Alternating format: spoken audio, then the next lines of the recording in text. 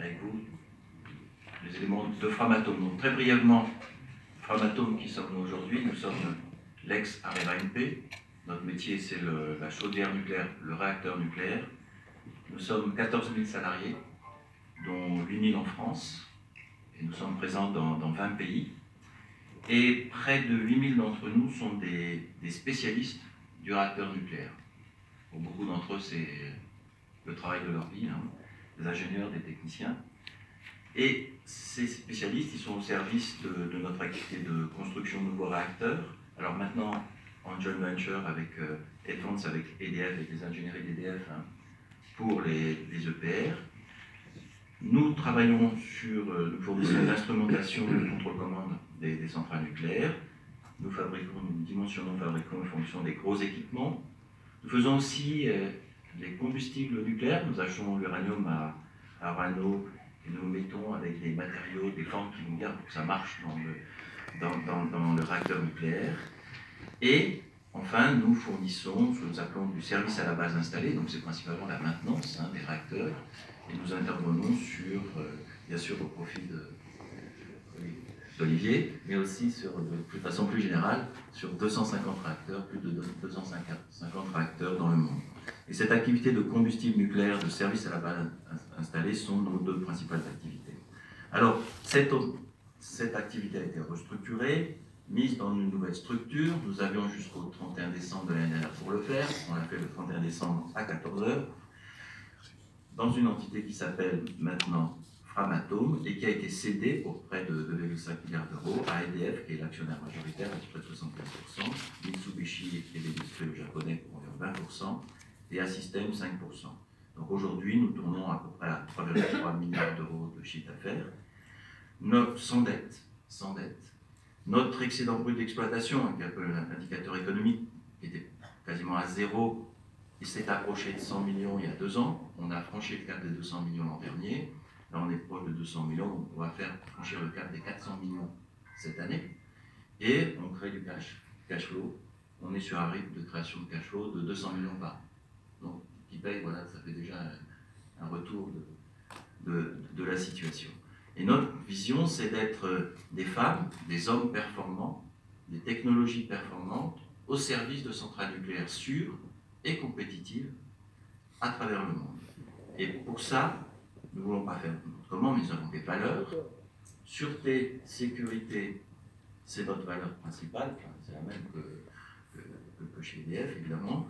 Le futur, la performance, l'intégrité, c'est quelque chose qui on le dit et on le traite, et la passion. Alors, à partir de là, bon, que faire dans le paysage? Et je reviens sur les questions qui ont été posées. Pour nous, quand on regarde le monde, puisque nous intervenons dans le monde, ben on voit déjà l'Allemagne qui ferme ses centrales nucléaires en 2023, c'est-à-dire demain. Et c'est pas neutre, parce que nous sommes les héritiers de Siemens Nucléaire. Donc nous nous organisons pour accompagner, parce qu'il y a des centrales de technologie allemandes dans d'autres pays. En Suisse, en Espagne, au Brésil. Et donc, aujourd'hui, 80% de notre activité de base installée allemande est au service de l'exportation. Donc, nous nous organisons là.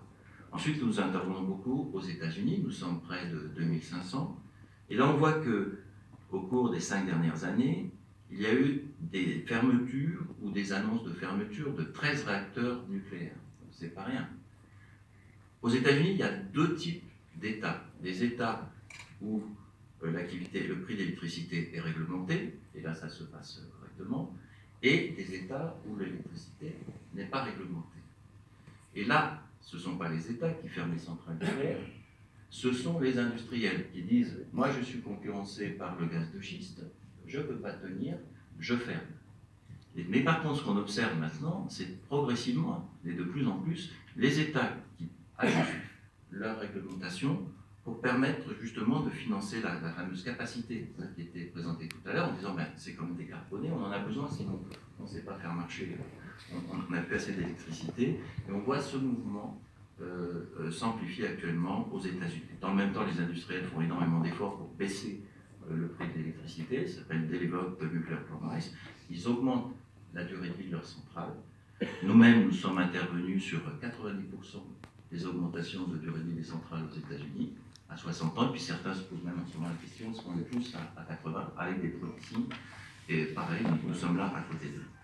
Et puis il y a d'autres pays, la Grande-Bretagne qui investit, et on voit dans le monde, bien, les Russes ils investissent, les Chinois investissent, les Indiens investissent, et donc la capacité nucléaire installée dans le monde augmente. Évidemment, beaucoup chez les Russes, les Chinois, qui sont nos concurrents. Alors nous pensons qu'il y a une place très claire pour un nucléaire sûr et compétitif dans le monde, une place pour nous, moyennant ces précautions qui sont nos priorités stratégiques. Et ça, il ne faut pas se contenter de faire des priorités dans un slide, il faut absolument les exécuter parce que c'est vital pour nous. Et nous pensons que nous pouvons les faire. La première priorité pour nous, c'est de reconnaître que notre métier est un métier de technologie et d'expertise. Et je reviens à ce qui a été annoncé notamment par Yves tout à l'heure, c'est que les compétences techniques et l'expertise sont absolument capitales. Alors dans tous les 3 dernières années, où chaque fois qu'on lit dans la presse c'est une catastrophe chez Reva, etc., il y a des plans de départ, etc., nous avons perdu 15% de nos compétences. Et chez nous, il y a beaucoup d'anciens qui ne construisent pas, vont partir à la retraite. On sait qu'on va en perdre 20% dans les 5 ans qui viennent.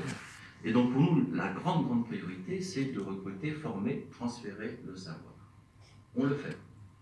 En ce moment, on est sur un rythme de faire entrer dans le monde 1 millier de personnes de très bon niveau. Donc il faut être capable de former, d'attirer, et ça on peut le faire, et ensuite de les garder. Donc si dans 5 ans, ceux qu'on va former, qu'on retrouve le savoir, puis les jeunes ils sont un peu plus mobiles, décident de partir, là on va être mal. Donc pour nous, toutes nos politiques RH, mais aussi l'environnement politique, et qui est important, c'est de faire en sorte que ces gens ont fait cet effort, restent. Et une fois qu'ils sont restés, je pense qu'ils seront fidélisés. Et puis, il n'est pas interdit, si le savoir est si important, il n'est pas interdit de voir comment font les meilleurs dans le monde pour gérer un savoir, le protéger. Alors on fait un benchmark, y compris au CEA, merci Daniel, hein, ils font des choses très bien, et dans le monde, et on a décidé de se mettre un programme. On veut être une référence mondiale dans la gestion du savoir. C'est un programme sur 10 ans. Où est-ce qu'il est? Dans quelle base de données? On a découvert qu'on en a des milliers. Alors parfois on fait une blague, on dit c'est très bien, parce que c'est souvent des technologies de souveraineté, ces purviennes, ils vont être perdus aussi. Mais quand même, on a besoin de structurer, et là, c'est des champs extrêmement intéressants aussi pour nos équipes, de faire ce travail de structuration du savoir. Donc, première priorité, technologie, nous sommes une société de technologie. La deuxième priorité, ben, c'est évidemment se comporter comme industriel, et ça renvoie à notre performance dans l'exécution. Et là, il y a 2 sujets, c'est les EPR, le New Build, et puis tous nos autres usines. Alors, les EPR, moi je dis souvent à mes équipes, je dis voilà, est-ce qu'il y a une décision politique, pas politique, ben, montrons qu'il marche. Il faut être pragmatique au point où on en est. Donc, l'EPR, notre priorité, après la sécurité et la sûreté, c'est démarrer les EPR. Et on n'en est pas plus si loin que ça. Pour nous, la grande nouvelle, c'est le 6 juin à 22h12, à Taishan, notre réacteur, le nôtre, il a divergé. Donc depuis 20 ans, 30 ans d'efforts, ça marche, il marche. Et hier, ils sont passés à 10% de la puissance. Donc ils sont en train de monter. Donc l'EPR, il marche. Ensuite, d'autant plus j'y suis pour rien, je suis arrivé dans le nucléaire il y a 3 ans, le basic design, il est bon. Il a été critiqué au début en disant c'est un truc compliqué, vous avez trop de marge, etc. Mais justement, ces marges, on en fait quelque chose de robuste. C'est un réacteur sûr, capable de garder confiné un incident nucléaire majeur. Et alors que les Américains qui font des choses plus simples, moins de marge, ils sont plus gênés. Et ce qu'on ne sait pas, c'est qu'en Chine, on est parti 1 an après les Américains et on les a doublés. Oui, mais quand même. On les a doublés. Là, il fallait on oublie, hein, parce que nous, chaque fois qu'on a une soudure, on se tape dessus, mais on les a doublés. Donc voilà la situation. Donc c'est un design robuste. Deuxièmement, quand le basic design, hein, je reviendrai sur le detail design après. Deuxièmement, quand on construit quelque chose, pour faire l'industrie, il vaut mieux savoir ce qu'on construit pendant qu'on construit. Et là, on a une difficulté, c'est qu'il y a un changement de réglementation au moment de Flamanville, la fameuse ESPN, qui on dit ben, on va le faire avec la nouvelle réglementation, donc et la règle, on l'a connue en septembre 2015. Mais l'engin, il est construit. Alors, chaque fois que vous changez quelque chose en cours de construction, c'est très compliqué. je faisais un autre métier avant, j'avais des investissements un peu plus simples, mais quand même, c'est payé 2 milliards en Indonésie sur Abaya, la règle du jeu, interdiction de changer ne serait-ce que la couleur d'un tuyau sans mon accord. Bah oui, on a fait à moins 20% du budget, et on a démarré 2-3 mois avant. Et donc, on a compris, il faut figer les designs. Ça a été fait, on a fait avec EDF, on sait lequel on veut, et celui-là, il faudra innover après, hein, on n'oublie pas. Mais à un moment, il faut aussi passer par cette phase industrielle. Troisième point, c'est que ces réacteurs, ça a été fait depuis longtemps, avec des fichiers Excel partout, ben, vous avez des milliers de spécifications dans des fichiers Excel de droite et gauche, et ben, le risque que vous en oubliez en passage sur 10 ans est pas nul. Il y a des technologies aujourd'hui qui permettent de faire des choses compliquées, c'est l'ingénierie système, qui vous permet d'accompagner tout au long du cycle de vie la gestion des exigences. Il viendra à personne l'idée de faire un sous-marin, un bateau, une construction compliquée sans ça, donc passons à l'ingénierie système, c'est ce qui se fait. EDF a choisi un PLM, nous-mêmes prenons le même, comme ça nos ingénieries pourront travailler ensemble, donc c'est quelque chose qui se fait, donc on a des solutions. Et puis le quatrième point, pourquoi ça a été si compliqué, c'est que quand les gens ne construisent pas, ben, ils font du detail ingénierie en tour, ils s'occupent, ils font des choses compliquées, des pentes un petit peu par-ci, un petit peu par-là, des tuyaux, des échangeurs qui nécessitent des prouesses nationales pour les faire un tout petit peu plus petits. Ben, évidemment, c'est compliqué quand vous passez à la phase de réalisation, quand tout ça n'a pas été testé par la réalité. Et on a vécu ça pendant des dizaines d'années, des gens qui n'ont pas eu la confrontation avec la réalité. Alors, ça nous a amené à avoir plein de problèmes. À Ulkiloto, on appelle ça publiquement chez nous des points ouverts, il y en a 80 000, mais on les résout. Alors c'est bon, évidemment. Et maintenant, on les a quasiment, on est presque au bout. Alors chaque fois qu'on voit, on en parle, mais il y a un énorme travail. Donc on sait maintenant ce qu'il faut faire, ce qu'il ne faut pas faire. Et donc on en est à ce point de tirer le retour d'expérience. Et les gens, ils y sont. On sent que c'est l'affaire de quelques mois, 2 ans, 1 an, ça va dépendre des réacteurs. Ensuite, dans nos sites, c'est ce que j'appelle l'excellence opérationnelle. Eh bien, on a des sites français. Par exemple, nous, on a besoin de zirconium pour faire des assemblages. On fait 1300 tonnes à Jarry, en France. On en achète un peu partout pour en avoir 2000. On dit, ben, on a des usines françaises, faisons-les tourner. On demande de faire 2000 tonnes de zirconium. Et bon, là, ils sont sur un rythme à 1500. Ils sont à 125% de l'objectif en mai. Et en faisant ça, ben, on est attractif parce qu'on crée des objectifs, on travaille la qualité, on travaille la performance. Ensuite, ce zirconium, il a besoin de faire des tubes pour les assemblages. Un bœuf, on en fait 6000 km, ben, faisons-en 10 000, on recrute 100 personnes, on est sur une ligne de 8000 cette année. Alors, ils sont un peu en retard, ils sont à 99%, mais ils sont quand même pas loin. Et tout ça, ça crée une dynamique. Et donc de faire entrer de la charge et de donner un peu de priorité à nos sites français, plutôt que chaque fois chercher s'il y a 1 centime de moins et d'aller chercher à l'étranger. Et en faisant ça, ben, on se donne des marges de manœuvre de compétitivité. Et j'étais content de lire dans les médias il y a 15 jours que Vallourec disait, ben, c'est formidable, on a 1000 km de tubes pour le générateur de vapeur parce que Framatome nous a passé la commande. On a fait ce qu'il fallait pour que tout ça arrive en France. Et on compte aussi sur leur bonne intelligence pour, en étant bon, nous amener de la compétitivité. Et donc moi je pense qu'avec tout ça, vous avez des chiffres de 75 €, etc. Par mégawattheure dans le futur. Je ne sais pas, mais on sera entre 60 et 100, mais si on s'y prend bien, on peut être plutôt proche du 60 que du 100. Donc faisons notre exercice d'industriel. Technologie, industrie. Troisième chose, c'est d'être agile.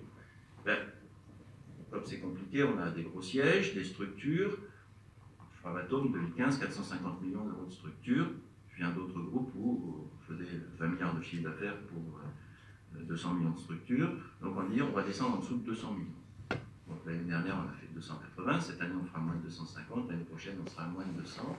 C'est-à-dire qu'on centre nos efforts sur la technologie et l'effort industriel, et ces marges de manœuvre qu'on dégage, on les utilise pour renforcer la technologie et renforcer nos sites français. Et puis, donc, quatrièmement, ben, il faut vendre. Donc on a un carnet de commandes actuellement de 14 milliards. Donc c'est déjà pas mal quand même. Mais il faut continuer à l'alimenter, à aller chercher, donc envoyer les commerciaux. Et puis on a bien vu que, par exemple aux États-Unis, les utilities cherchent à baisser leurs coûts, donc ils sont très demandeurs de solutions digitales. Ça peut paraître la tarte à la crème, mais c'est un vrai sujet. Donc on met en place une Digital Factory pour amener des solutions, et ça c'est attractif pour les jeunes. Et pendant qu'on y est, ben on se le fait aussi pour nous, pour gagner en efficacité.